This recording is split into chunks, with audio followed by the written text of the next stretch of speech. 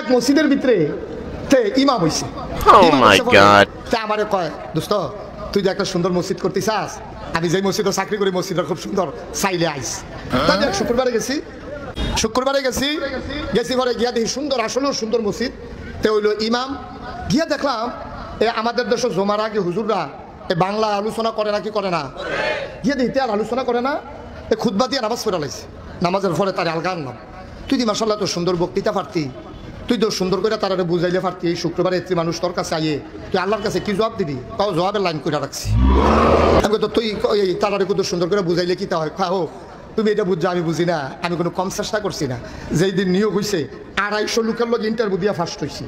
চিন্তা করলাম এই সমাজটারে বদলাইলাম, বিষয় ভিত্তিক আলোচনা করা। প্রথম শুক্রবারে করলাম সুদের বিরুদ্ধে। কি এর বিরুদ্ধে? সুদের বিরুদ্ধে। কোনাকান্সি ভাইরা একেবারে সুন্দর করে আধা ঘন্টা লাগাইয়া সুদের বিরুদ্ধে ওয়াজ করে সারছি। নামাজ যখন শেষ হয়েছে সভাপতি আমার আলগা সিফা ডাক দিয়া নেওয়া হয়েছে। নিয়ে আসে লাগে হুজুর সব দিক কথা আপনি আমারে কইছেন, মনে করেন আমি ধরতাম পারছি না। অবশ্যই আপনারা কেউ কইয়া দিছে আমি যে খাই।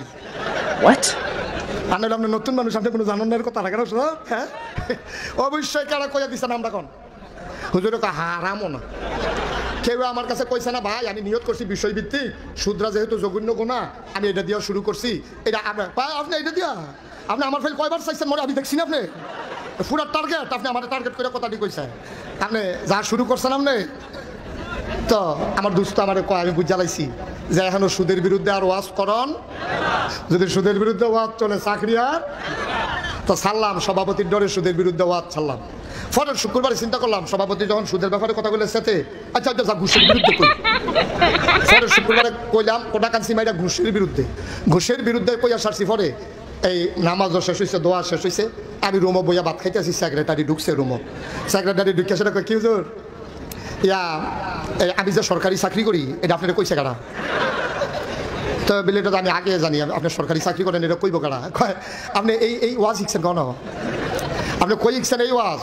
একদিন আপনি সভাপতিরে লইয়া শুনেন, আপনি ধরছেন আমারে, আপনার ধরেন কি আমি কি আপনার কিছু কইছি? কয় না আপনি অবশ্যই জানেন আমি যে খাই, এটা বুঝছে তো আপনি আমার ধরছেন, মনে করেন কিছু বুঝি না চাকরি। কয় সেক্রেটারির ডরে ঘুষের বিরুদ্ধে ওয়াজ করলাম। পরের শুক্রবারে ওয়াজ করলাম মদের বিরুদ্ধে। মদের বিরুদ্ধে ওয়াজ করে সারছি। পরে কেশিয়ার সবাই কয় বেতন মানুষের তে নিয়েন, আমার লোক আর দেখা করার দরকার নাই। কাউ এটি কি দেখুন আপনারা কি শুরু করছে? কাউ শুরু কি দেখছে?